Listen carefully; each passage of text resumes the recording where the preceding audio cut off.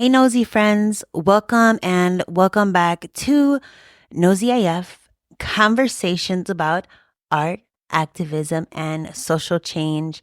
I am your friend and host, Stephanie Graham, and I would personally like to welcome you to the last day of 2024. The crowd. Cat Williams he told us, y'all. I still remember sending the Cat Williams on Club Shay Shay interview to my friend Felicia. Cat Williams told us that 2024 was going to be a wild year. And he wasn't wrong. It's been crazy. As the year wraps up, I've been reflecting on all that's happened and thinking about what I want for 2025. And I wonder if you've done the same.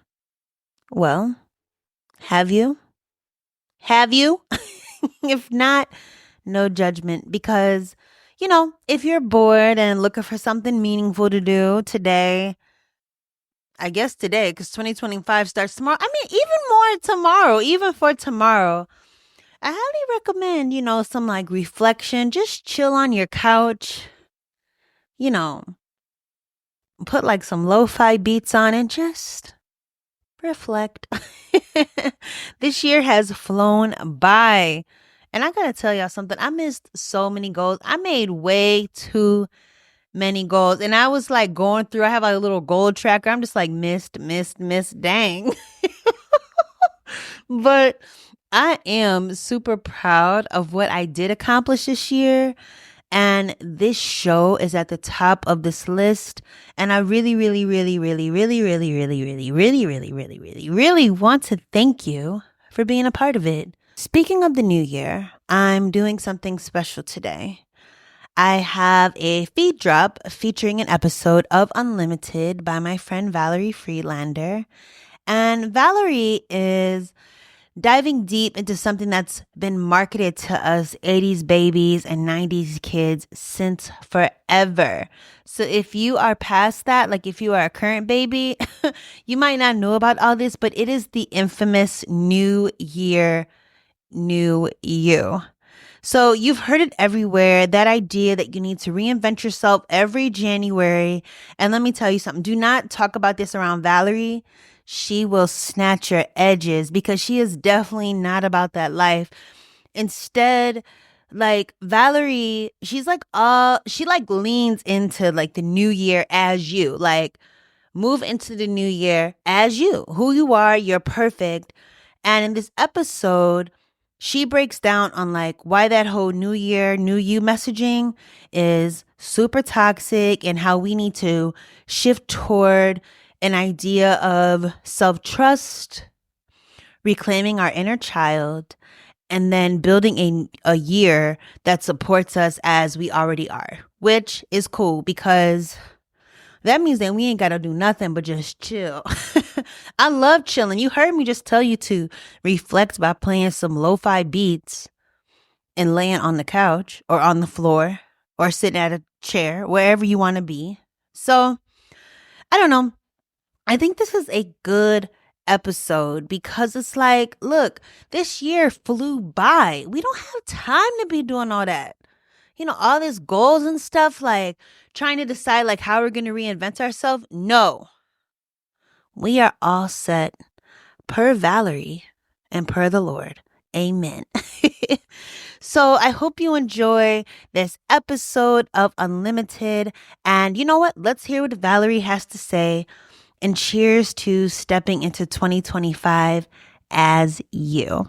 Hey there, I'm Valerie Friedlander, certified life business alignment coach, and this is Unlimited. This podcast bridges the individual and the societal, scientific and spiritual, positive and negative, nerdy and no, there's just a lot of nerdy.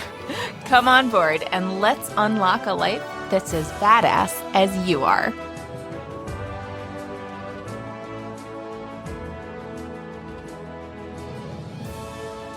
We're going to dive in right off the bat with the problem around this whole new year, new you thing.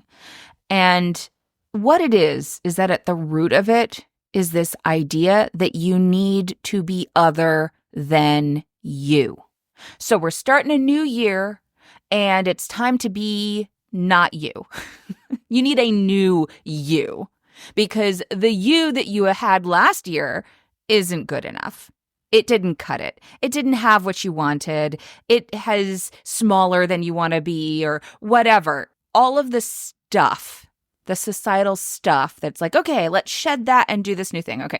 So I've already talked last year about the whole issue with kind of kicking things off at the beginning of the year anyway.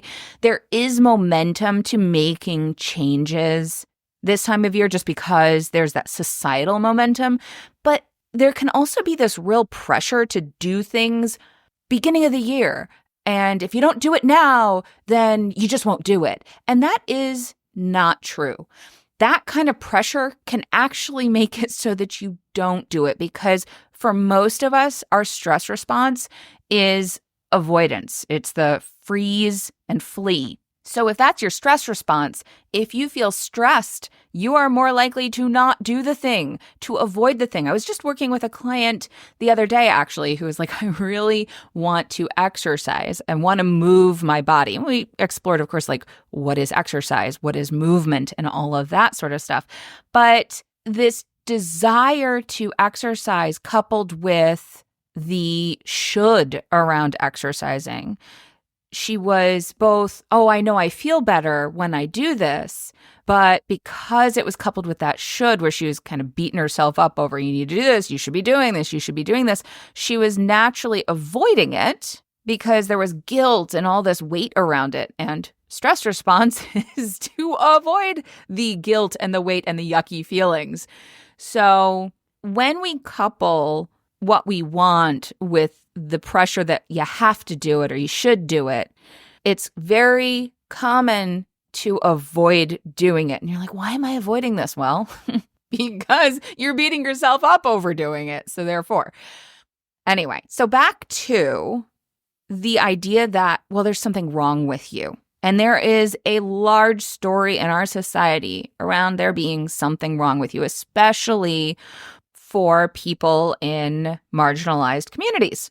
So this idea that, all right, something's wrong with you, someone else knows better and can fix you. And that's what the marketing is. That's what all the messaging is, the advertisements, all of the things pushing you to buy and spend money and get stuff. It's this sense that something's wrong with you, you don't have enough, you need to be fixed, and you need to spend money to be fixed. And I'm the one who can fix you. We are conditioned to believe this, to believe that there is something wrong with us. I was just spending a little time with Bell Hooks, who, well, not personally, though that would have been amazing, but she passed away recently. And I found a quote from her that said, "The wounded child inside many females is a girl who was taught from early childhood on that she must become something other than herself, deny her true feelings in order to attract and please others." So that hit me really hard because that is something that very much resonates. This need to feel safe, to feel secure, to have people validate me because I didn't feel like I belonged. I was told that I was too girly, I was too fat, I was too smart, and how many of you have experienced that too muchness and being told that you need to make yourself less to make others more comfortable?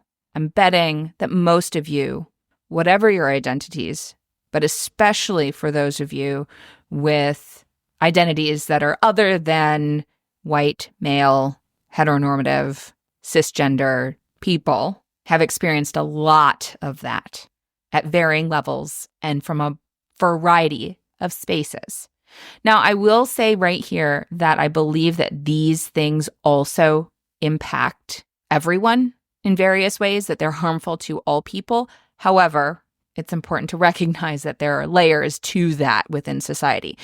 For me personally, I have experienced this with, being the little girl in the fluffy tutu, the purple fluffy tutu, who prances around with big dreams, imagining being She-Ra and riding on Swiftwind and being a hero, leading people. I was the ringleader on the playground, coming up with all the imaginary games. We had such fun. And then things changed. And at a time where I was particularly lonely and my parents were especially emotionally unavailable, I had peers around me who were telling me that I was too much in a variety of ways. Too girly, too fat were some key ones for me, that I didn't feel understood and I didn't feel seen. And I thought, I just have to try harder. And I learned to be a chameleon, to fit in. And I found that if I could make other people feel better, then I was safer. And so I learned to hide my power and instead try and hold up other people's. Now, I say this because there are pieces in here that are part of me and places where I learned patterns that suppressed who I was and the way I could play powerfully. I also hear from clients that the story, especially prevalent in our society, around being lazy. Like, you can't rest until you're done. And most of us, though this wasn't said directly to me, internalize this from our schooling. You need to keep working to push yourself. You got to get the work done. Otherwise, you'll get a failing grade. So you can't rest till you're done. If you need to rest, that means you're going to fail. Taking time, taking up space means that you're going to take away from someone else. And we develop this fear of letting other people down or hurting other people because we internalize that as our responsibility as children, because that's what children do, is everything's about them. So all of these things we take on, and they feed into the ways and like the layers of crust that gets built up around us shining as brightly as we could. This impacts, people who are neurodivergent, who have differing abilities mentally and physically, who it is just across the board. If you don't fit into what is idealized in our society, if you can contort yourself into fitting into that, then you do, which is harmful to you. But then oftentimes then we perpetuate that harm onto other people to try and bolster our own positioning. That's a big one. And it's something that I've had to do a lot of looking at as a white, cisgender, heteronormative woman in the United States who is able-bodied and fairly neuronormative. And all of that, like really looking at those layers of privilege and the places where we've internalized the stories that then both restrict our own ability and perpetuate harm on others. And anyway, I say all of that because it's why this story is so problematic, that there's something wrong with you, because it blocks our ability to learn and to grow. It creates this crust of rigidity that doesn't allow you to be expansive. And being expansive means that you lean into what your gifts are and who you are. And there's a strength in who you are. So what do you do differently than this whole new year, new you, and trying to be different? Because I advocate change, right? Change is great. If you want something different, you need to do something different. But does it mean you have to be someone different? In some ways, yes. So it's really, though, in my belief, that it's not about at the core of you being something different. It's about removing the obstacles to being you. Your true you, your expansive you. So when I say, what if you were reclaiming yourself this year? What if this year you could be the most you possible? What do you think about that? How does that feel differently for you? If you think about being the most you possible versus a new you, like somebody else. Now, there may be some of you who are like, okay, that actually doesn't sound so great because I don't want to be me, because I want to be like this other person who is offering something, who looks like this, who does these things, who has these other things. I want to be that person because the person that I am right now is a mess, is a hot mess, is uncomfortable. I don't like it. I don't like the person I am right now. I want to be somebody else. Or the person who has the life that I have right now. I want to be someone who has this other life. That is totally understandable. There are plenty of reasons that being you could be unappealing and difficult, and something else sounds way better. The thing I encourage you to remember, especially if you're doing the comparison thing, right? Judging your insides by other people's outsides, which is something that I have done plenty of. And it's not very fun. Knowing that you don't know their whole life. You can't possibly know their whole life. It's very easy to fall into that in social media. It's something that is a huge problem, actually, with social media, is it becomes so easy to judge your insides by other people's outsides. What you see is what you think you want, and that is tied to who you think you'll be and the way you think you'll experience life differently if you have that. So let me just say that again, because I think it's really important to remember that a lot of times we think we want what someone else has, something in particular. Maybe it's an amount of money, all the stuff around like become a 7-figure business or a 6-figure business even, like make more money, have more success, love your job, all of those things. The specifics of those things, have the clean house, the big house on the hill, like whatever it is, those things are tied to who you think that you'll be and or the way that you think you'll experience life differently if you have that. What I want you to know is that you don't have to be not you to have that experience of life that you want. You do not have to be not you. You can be you and have that. Actually, trying to be other than you and have that experience of life that you want won't actually work. It might work temporarily, but it's not sustainable to have an experience of life that isn't tied to who you are.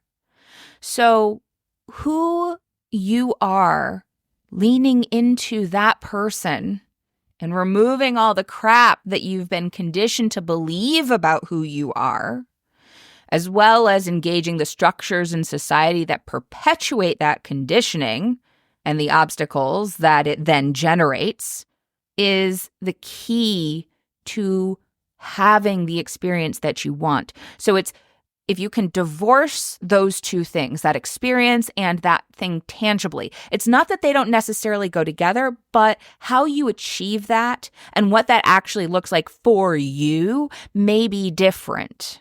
So removing all of that crap, stop trying to be someone else, because by doing that, again, you participate in the perpetuation of these problematic narratives of being someone else and that this is the goal and this is the ideal way to be. And based on your positioning in society, then you're likely to perpetuate harm that hurts not just you, but other people. And I'm pretty sure most of you are people who have taken on that, like, I don't want to hurt other people. I want to help other people. And like me, doing that whole, like, trying to help other people to feel okay within myself instead of the opposite, which has taken a lot of self-work to go, oh, if I learn how to develop my relationship with me and be my best self, be my most me, then I naturally support other people being that rather than fixing them because I really truly believe you don't need to be fixed. There's nothing wrong with you. There's just oftentimes a lot of crap that we've internalized.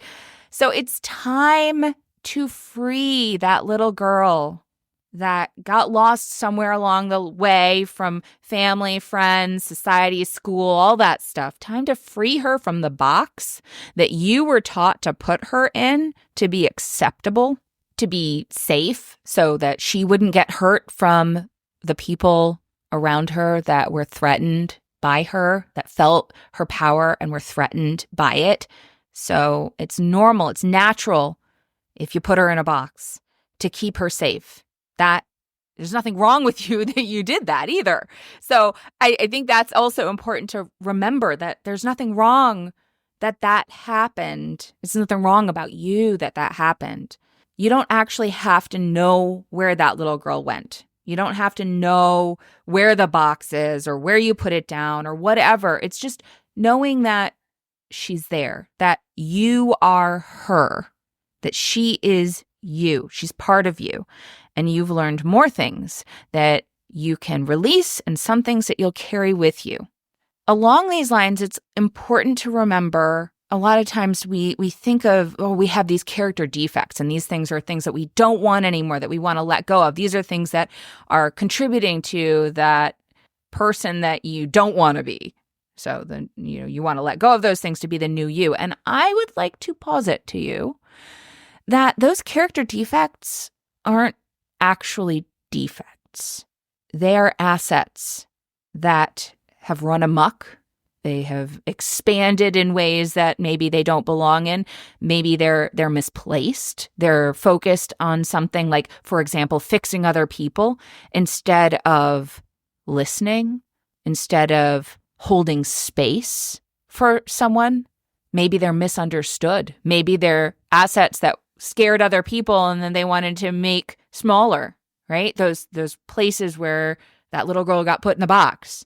So, for example, things like, I personally struggle with details. I am not someone who remembers details. So I love history, but I could not tell you. I like testing on history, like when I did AP history, no, that did not go well. I'm excellent, however, at connecting dots in a big picture, hearing how things relate to each other. So I thought, this is a defect that I can't remember details. But actually, what it did was it kept me from getting lost in those details and allows me to be able to see connections in a different way than maybe someone who is into details is. Now, that doesn't mean that details are not good. It's just that's not my gift. I have a client who's unable to focus for long periods, which is pretty common for people who have ADHD, but they light up with variety. So this inability to focus on one thing may be seen as a defect, but what is the corresponding asset to that? And that is, she is amazing with multitasking. She can pick up this thing and that thing and move smoothly through different things and loves that variety. So being able to recognize okay, what are these things that I'm labeling as defects and how do they actually play? Where are they assets? Where could they actually be beneficial? Taking a look at that and maybe taking out of this needs to be fixed and maybe this just needs to be placed differently. If you think about in a company, someone might not be great in one position, but they're amazing in a different position. So, take a look at that.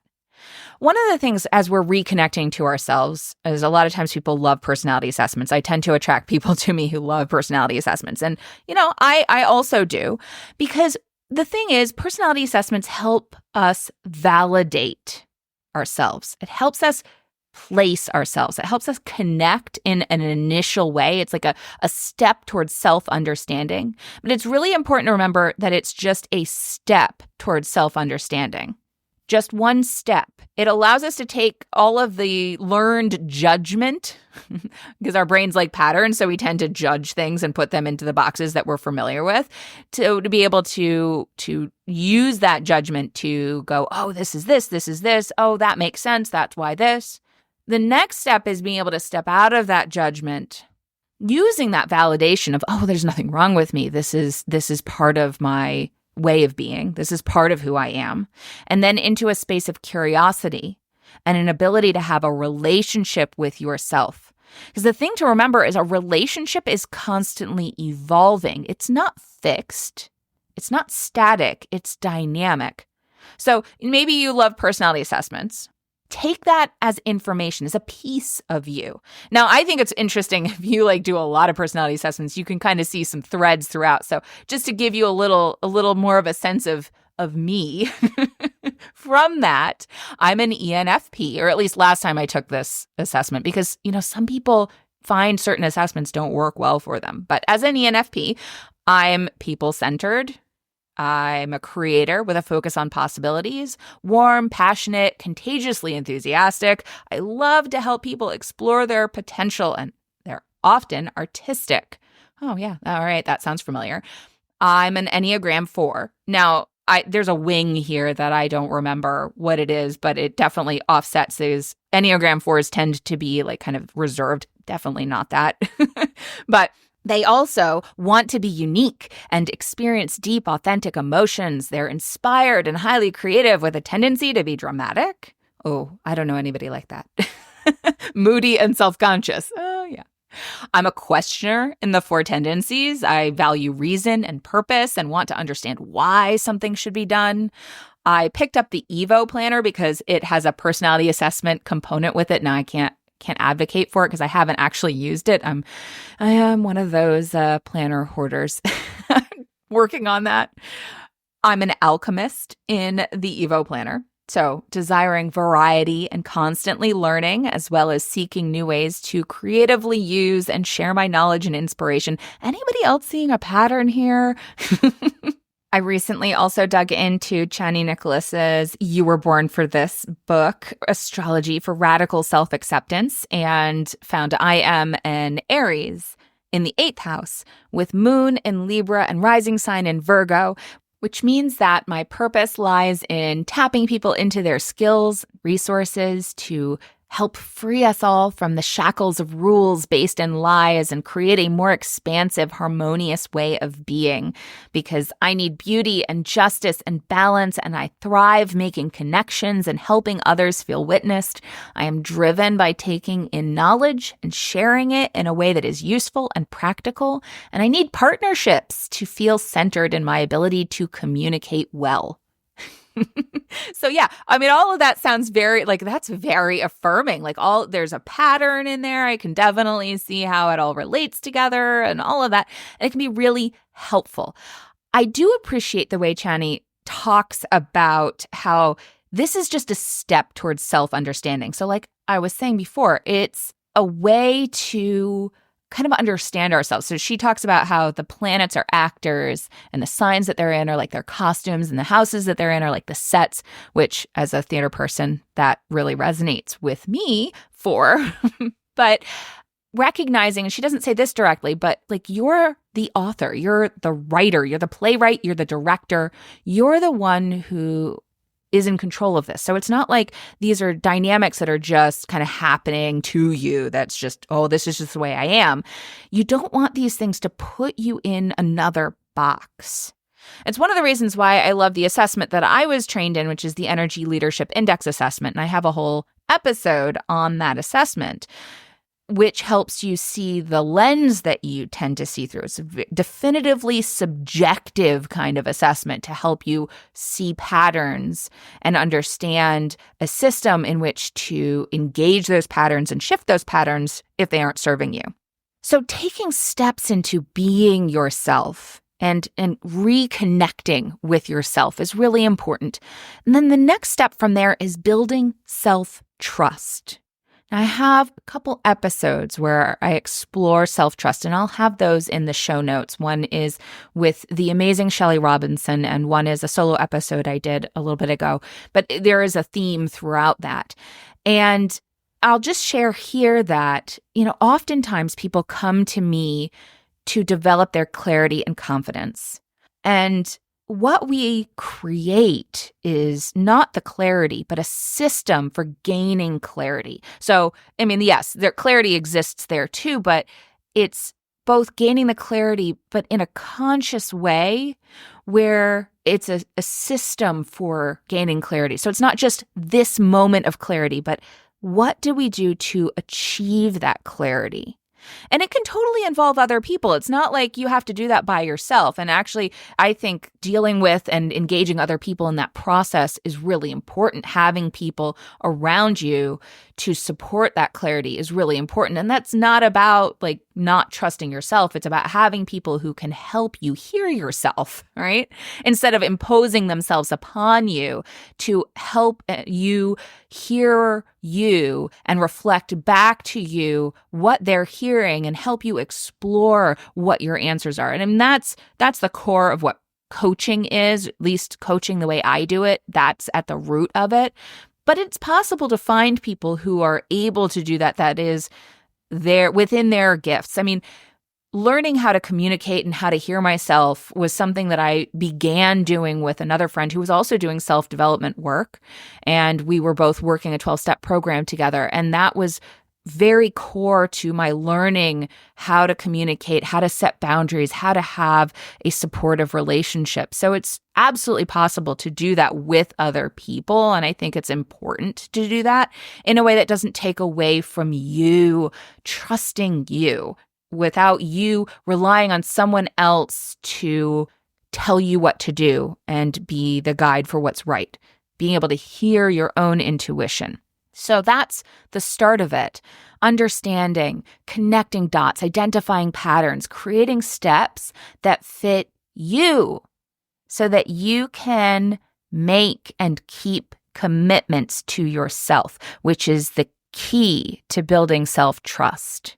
Making and keeping commitments to yourself. And this is another reason why the whole New Year, New You and so many of the strategies that underlie that story that people are selling to you is often problematic, is because you think you're making a commitment to yourself, but then because of a variety of dynamics, either that the strategy doesn't fit you, the timing doesn't fit you, whatever it is, it pulls you away from who you want to be, you don't follow through and you perpetuate the belief that you can't trust yourself. So even small things where you can build that self-trust will support you following through, support you being in tune to you, hearing your own intuition. Trust that you'll do the things, that you'll care for yourself, that you'll be there for you, and can thus attract others who will care for you and support you navigating those relationships, honoring yourself and the other person or other people or companies, relationships, to be able to listen to yourself and listen to other people, to be expansive. All of those things is what that fundamental creating trust in yourself versus putting trust into other people. Like I talk to so many people who are like, I have a bad picker when it comes to other people. And it's like, well, if you haven't developed that relationship with yourself, then yeah, you're going to pick other people because of these beliefs that you don't even necessarily realize, because, you know, so much of what we think is subconscious. We're going to pick these people that are trying to fill this need that we haven't learned or understood within ourselves. And we're going to let ourselves down because we don't have that healthy relationship based in a wholeness within ourselves. So, you know, it's like that idea of boundaries. Boundaries let love in versus walls that keep love out. But we need boundaries in order to let love in. I know it seems so weird, but we're going to dig more into that in another podcast episode because, like I said, a lot of this stuff is what we're going to dig into this season, is building those relationships both with yourself and then with the actions that you take and the life that you're creating and the people around you. So this season, we're going to walk through these relationships. The focus is going to be on the one that you're building with yourself. Each month, I'm going to provide 2 podcast episodes that further this conversation with yourself. We're going to start with visioning in February. Because again, I'm very much an advocate of like, we don't need to start at the beginning of the year when it's winter in so many places and it's really hard to get things going. We're kind of recovering from the holidays, especially if you're someone who's in a product-based business. You probably just went through a major push and need some time to rest. You don't need to buy into all that hustle. This is a great time to take a moment to assess and do that reconnection so that you can do the next things in an aligned way. So I invite you into that exploration. I am going to be providing a variety of ways of supporting you, should you want the very minimum with this podcast, walking through the pieces of my course, visioning, values, perception, stories and assumptions and rules, inner critic, emotional awareness, releasing stress, boundaries, aligned planning, healthy habit development, and maintaining your mindset as you move forward. So all of that's going to be this season. Also, I will not only be doing podcast episodes on these topics, but workshops each month, digging into them so that you can join me with other people and really dig into these topics and explore them for yourself, as well as coaching, either individual coaching or group coaching. Again, I think it's wonderful to have group coaching. I find that the relationships that I've built walking through personal development with other people have been pivotal in my life, not just with the person facilitating it, but the people that I'm doing the work with have been so important and still are so important in my life. So providing that opportunity to engage and to have the coaching support from me, but also to build those relationships, I am building out a sliding scale for all the things that I offer because I want this to be accessible to you. I know that it takes a time commitment and you're already contributing that to participate. So making it accessible financially as well is really important to me. So that's what's coming. I hope that I will have landing pages that will be linked in the show notes. So be sure to check that out. But if you don't see that there, send me a message. Let me know what you're interested in. There's no commitment there. It just lets me know to be sure to let you know when things are ready and available and to engage me in the conversation of what this looks like. Because bottom line is I want it to be supportive for you. I do have one thing to ask from you before I wrap this up. And that is that if you find value in this podcast, if you found value, if you have loved this episode, if you're excited about things coming forward, please share it with others. I know it says in the wrap up, but how many people listen to the final wrap up if they've been listening for a while? I really, really have that as a request for you to please, send someone a message and be like, hey, I love this podcast. This episode was amazing. I would love for you to check it out. Send that message to even just one person and reach out to me if you have questions, if you're interested in things you want to be kept up to date. Just shoot me an email, send me a DM in social media, whether it's on Facebook or Instagram. I really do love to hear from you. I do respond to everyone who sends me a message. And I am so excited to kick off this next season in this next year. Yes, I'm starting something new in the beginning of the year after this whole episode of why you don't need to do that. Anywho, I appreciate you being here. I'm excited as we move forward, and I look forward to hearing from you. Talk to you next time. This has been another episode of noseyAF. I'm your host, Stephanie Graham. What did you think about today's conversation? I would love to hear your thoughts. Head over to the noseyAF website for all the show notes related to this episode. You can also find me on Instagram at Stephanie Graham. What would you know? Or online at missgraham.com, where you can sign up for my newsletter where I share exclusive updates about my studio practice as well as this podcast. Until next time, y'all, stay curious and take care. Bye.